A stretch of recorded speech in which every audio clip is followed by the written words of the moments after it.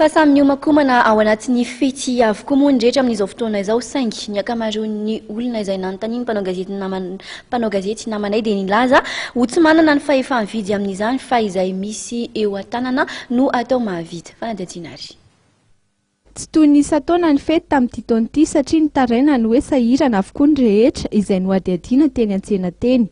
Izay misy eo ampelantanana aloha no ezahina hiatrehana izay fety hoy ireo olona fa tsy dia nanomana betsaka izy ireo.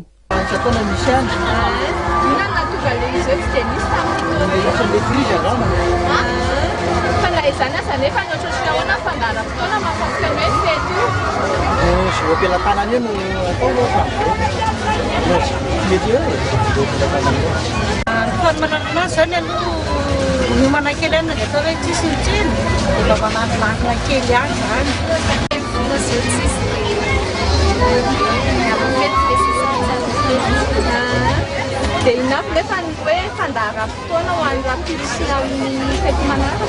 Dia zao hoe rapitsy maraina makany am-piangonana dia ny hariva miverina izay mbola fiangonana dia awarina fety manomana fandraisana iny an-tendrombohitra. Dia ahoana ny ankizy tsy mahazo kilalao izany? Tena io mihitsy zao miantsena mihitsy zao izay dia miatra amin'ireny zanako ireo hoe tsy arakaraka ny falefan'ny vola izany no zavatra rehefa mitsanona.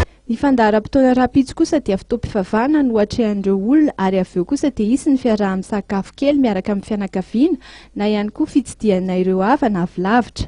Izay ny mandritry ny fetin'ny Noely fa mbola ho hita eo indray izy ireo ny atrehana ny faran'ny taona.